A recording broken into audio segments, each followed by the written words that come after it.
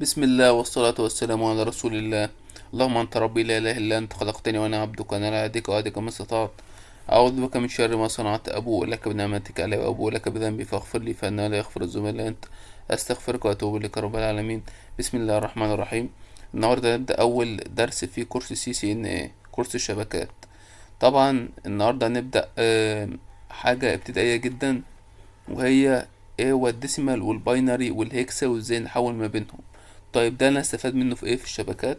طبعا الاي بي والاي بي فيرجن 6 وكل ال وكل الارقام بتبقى عبارة عن باينري وديسيمال وهكسا. فلازم نبقى عارفين الانواع الارقام دي. طيب هنبدأ بإذن الله الديسيمال. الديسيمال هو الأرقام العادية، الأرقام اللي احنا بنستخدمها في حياتنا اليومية. طيب كل رقم زي مثلا مثال 254. 254 ده كل رقم اسمه المكان بتاعه اسمه ديجيت. يعني 4 في الديجيت الأحاد، 5 في الديجيت العشرات، 2 في الديجيت المئات. طيب يبقى دي في ديجيت الأحاد اللي هي 10 أس صفر اللي هي بتساوي 1. طيب الديجيت العشرات 10 أس واحد اللي هي بتساوي 10. يبقى انت لما تيجي تنطق 254، نطقت ليه 200 ونطقت ليه 4 ونطقت ليه 50؟ لأن الأربعة في واحد بأربعة تبقى في خانة الآحاد، الخمسة في 10 ب50 يبقى في خانة العشرات، الاتنين في 100 ب200 يبقى في خانة المئات. طيب هنيجي في التحويل في الآخر خالص. تاني حاجة الباينري. الباينري اللي هي لغة الماشين لانجوج، اللي هي الزيرو والواحد. طبعا لما الداتا بتيجي تمشي في السلك، ما بتمشيش لا ديسيمال ولا هكس، بتمشي باينري. يعني انت لما بتيجي تنقل داتا، انت مثلا عايز تفتح الفيسبوك، بتضغط تقول ايه HTMS فيسبوك. الفيسبوك عشان الريكوست يتبعت في السلك لازم بيمشي في الباينري زيرو وواحد.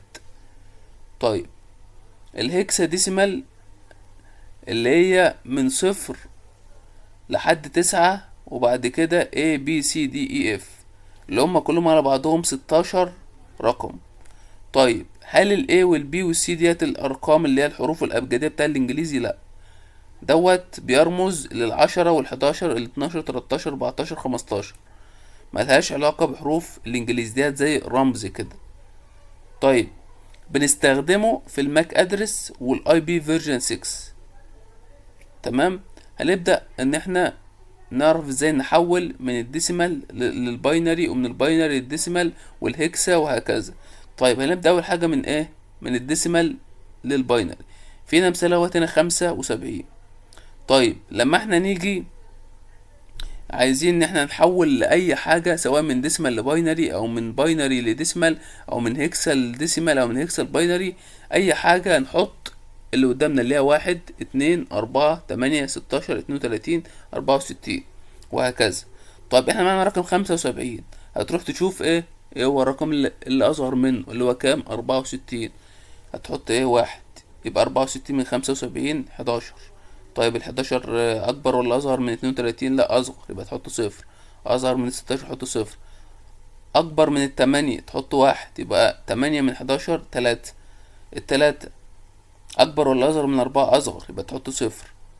الاتنين اكبر ولا اصغر من التلاتة؟ اصغر، يبقى تحط 1. يبقى معاك كام؟ 1، تحط قدام الواحد 1. يبقى زي ما احنا شايفين كده الرقم، يبقى 75 الديجيت بتاعها من الشمال لليمين 1 0 0 1 0 1 1. طيب عايزين نحول باينري، برضو هنروح نحط الارقام بتاعتنا. الارقام بتاعتنا ديت اللي هي عبارة عن 2 اس 0 2 اس 1 2 اس 2 2 اس 3 2 اس 4 2 اس 5 2 اس 6 وهكذا. يبقى انت كل مرة بتضرب في 2. تمام. هتحط قدام قدام كل رقم الرقم بتاع 1، قدام الواحد 2، قدام الزيرو 4، قدام الواحد 8 وهكذا. طيب ايه الارقام اللي قدامها 1 والارقام اللي قدامها 0؟ اللي قدامه 0 بس مين؟ ال4 وال64. يبقى انت هتاخد كل رقم قدامه واحد وتضربه في الايه، في اللي قدامه. يبقى انت ده واحد، واحد في واحد بواحد، واحد في اتنين باتنين، واحد في تمانية بتمانية، واحد في 16 ب16، واحد في 32، واحد في 128. تجمعهم كلهم ب178. يبقى انت كده قدرت تتحول من الباينري للديسيمال. طيب نيجي للهكسا. الهكسا هي الحاجة الوحيدة اللي انت مش هتعرف تحولها لايه، هتعرف تحولها للديسيمال بس صعبة شوية. طيب احنا بقى عشان نسهل على نفسنا نعمل ايه؟ لازم ان انت ما تستخدمش آلة حاسبة. انت لازم انت تبقى بتتعلم هنا من غير استخدام آلة حاسبة حتى في الجمع والطرح. الهكسا لما تيجي تحولها للديسيمال مثلا لازم تعدي الاول على الباينري، لازم تحول الرقم اللي معاك من الهكسا للباينري. بعد ما تحوله الباينري هتحوله لايه، الديسيمال. احنا لسه واخدين ازاي تحول من الباينري للديسيمال. طيب تبقى انا هاجي في الهكسا هعلمك ايه، هعلمك من الهكسا للباينري، وهنا الباينري تقدر تحوله للديسيمال. طيب الخمسة ايه، مثال 5 ايه، هتيجي برضو تحط الارقام بتاعتك. الديجيت لازم الهكسا بيبقى 4 ديجيت لرقم و4 ديجيت للرقم التاني. يعني 5 ديت مكونة من 4 ديجيت. ليه؟ اللي هي ايه، 2 أس 3 اللي هما 15 رقم 4 خانات. لما 16 رقم آسف، 16 رقم عشان هما 16 رقم فبيكونوا من 4 خانات، 2 أس 4 يعني. طيب الخمسة هنا هتروح برضو تحط الأرقام بتاعتنا 1 2 4 8. تحت الواحد موجود الواحد هنا برضك قدامه الأربعة موجود. يبقى انت هتروح ايه، يبقى انت هتروح تقول ان الخمسة تيجي عايز الخمسة أكبر ولا أصغر من التمانية؟ لا أصغر، يبقى تحط قدامها صفر. الخمسة أكبر ولا أصغر من الأربعة؟ لا أكبر، يبقى تحط قدامها واحد. وهكذا هتطلع هيبقى منها واحد. تروح عن الاتنين، الواحد أكبر ولا أصغر من الاتنين؟ أصغر، يبقى تحط صفر. هنا بعد كده تروح على الواحد، الواحد أكبر ولا أصغر من الواحد؟ بيساوي الواحد، يبقى تحط قدامه واحد وما بيبقاش معاك حاجة. تيجي برضك وهكذا في الإي دي عبارة عن رقم كام؟ عبارة عن رقم 14. هتيجي عند التمانية، أكبر ولا أصغر من الأربعتاشر؟